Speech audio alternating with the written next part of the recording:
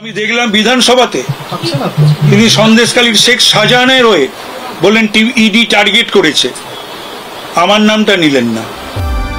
বিধানসভার গেটে যখন তাপস রায় এই কথা বলছেন, ঠিক তখন রাজ্যের মুখ্যমন্ত্রী মমতা বন্দ্যোপাধ্যায় পূর্ব মেদিনীপুরের তমলুকে সরকারি সভায় ভাষণ দিচ্ছিলেন। তমলুকেও তিনি তাপস রায়ের নাম উচ্চারণ করেননি, বরং বলেছেন সিবিআই ইডির ভয় দেখিয়ে তৃণমূল ভাঙাতে চাইছে বিজেপি। দিল্লির জোরে ক্ষমতা দেখিয়ে এজেন্সি দিয়ে তৃণমূলকে বদনাম করেছে। কোথাও ইডি পাঠাচ্ছেন, কোথাও সিবিআই পাঠাচ্ছেন, কোথাও টাকা বন্ধ করে দিচ্ছেন, আর ফোন করে করে বলছে শোন, তুই যদি বিজেপিতে জয়েন না করিস তাহলে তোর বাড়িতে আমি ইডি পাঠাই দেবো। আর মমতা বন্দ্যোপাধ্যায়ের দল তৃণমূলের পক্ষ থেকে জানানো হয়েছে তৃণমূল নেতা ডেপুটি চিফ হুইপ তাপস রায়ের বক্তব্য অসত্য এবং হাস্যকর। ফলে উত্তর কলকাতার তৃণমূল কংগ্রেসের নেতা তাপস রায়কে কার্যত আরও এক কদম এগিয়ে বিড়ম্বনায় ফেলল তার সদ্য ত্যাগ করা রাজনৈতিক দল তৃণমূল কংগ্রেস, এবং এটাই প্রত্যাশিত ছিল। এর আগে অবশ্য 1 মার্চ দলনেত্রী মমতা এবং সচিব সুব্রত বক্সির কাছে দলের সব পদ থেকে অব্যাহতি চেয়ে পদত্যাগপত্র পাঠিয়ে দিয়েছিলেন তাপস রায়। ছেড়ে দিয়েছিলেন যাবতীয় পদ, তারপরেও নড়ে চড়ে বসেনি দল। সোমবার সকালে অবশ্য ব্রাত্য এবং কুণালকে পাঠানো হয়েছিল তাপসের কাছে বোঝাতে, কিন্তু তাপস জানিয়েছেন অনেক দেরি হয়ে গেছে। এরপরই বিধানসভায় এসে নিয়ম মেনে স্পিকারের সামনে বসে বিধায়ক পদে ইস্তফা দেন তাপস রায়।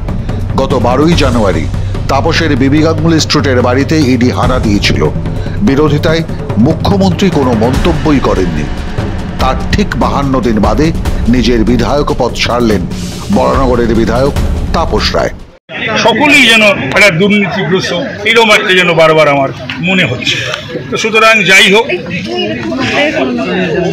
আমি বেশ কিছুদিন ধরে আমি কোনো যোগাযোগও রাখছিলাম না কনস্টিটিউয়েন্সির সঙ্গে, দলীয় বা বিধানসভা সমস্ত কিছু সকলেই সেগুলো বোধহয় হয়তো আপনারা জানেন। এহেন দিন থাকতো না যে আমি বিধানসভায় আসতাম না বা আমার বিধানসভা কেন্দ্রে আমি যাইনি। কি করে বলো তুমি? আজকে আমি ইস্তফা দিই। তাপস রায় বলতে না চাইলেও বাতাসে বসন্ত, তার প্রভাব তো প্রকৃতিতে পড়বেই। ঠিক সেভাবেই বিজেপি তৃণমূল তাপস অনুগামীদের বিভিন্ন সূত্র জানাচ্ছে রাজনীতির মানুষ তাপস রায় রাজনীতিতেই থাকবেন, যে কথা তাপস নিজেও অবশ্য স্বীকার করেন। এবং পরবর্তী তাপসের গন্তব্য হতে চলেছে বিজেপি। হয় পদ্ম প্রতীকে কলকাতা উত্তর কেন্দ্রে প্রার্থী হিসেবে সুদীপ বধের দায়িত্ব, নতুবা বিজেপির পুরনো ঘাঁটি দমদম থেকে জিতে এসে নিজেকে প্রমাণ করা। বিজেপি যোগদানের কথাও অবশ্য তাপস এখনো স্বীকার করেননি। সমস্ত কথার কোনো একটিও উত্তর আমি দেব না। আমি কি করব না করব সেটা আমার সিদ্ধান্ত। এখন আমি ফ্রি বার্ড, আমার সিদ্ধান্ত আমি কি করব না।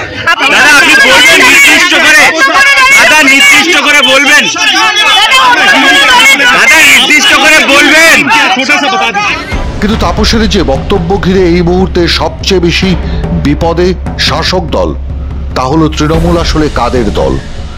কারণ রাজ্যের মুখ্যমন্ত্রী খোদ বিধানসভার ভিতরে বা বাইরে যেভাবে সন্দেশখালীর মাফিয়া শেখ শাহজাহানের পক্ষে সওয়াল করেছিলেন, যেভাবে মেয়র ফিরাত হাকিমের বাড়িতে ইডি রেড নিয়ে প্রকাশ্যে বিবৃতি দিয়ে কড়া প্রতিক্রিয়া জানিয়েছিলেন, ঠিক তেমন করে উত্তর কলকাতার নেতা তাপস রায়ের বাড়ি ইডি রেড প্রসঙ্গে একটি শব্দও কেন উচ্চারণ করেনি?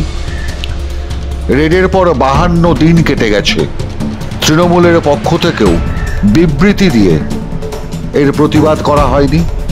তাপসের অভিযোগ তৃণমূলের নেতৃত্ব বটেই, তার অন্যান্য সহকর্মীরাও ইডি তল্লাশির বিরোধিতা করে কোনো বিবৃতি দেননি, বরং তার এক সহকর্মী তিনি ইডিকে জানিয়েছিলেন এই রেড করতে।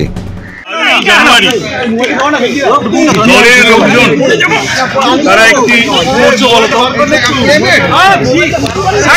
পাঠিয়ে দিয়েছে এবং আজকে 52 দিন, সেটা এই 52 দিনের মধ্যে দল আমার পাশে দাঁড়ায়নি, কেউ আসেনি।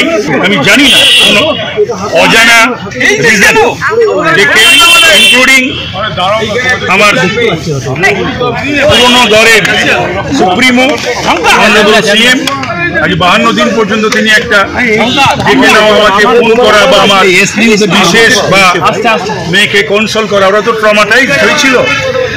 তো সুতরাং এই সব মিলিয়ে আমি মনে করলাম আমার আর যাই হোক তৃণমূল কংগ্রেস আমার জন্য নয়, এখানে আমার থাকা উচিত নয়।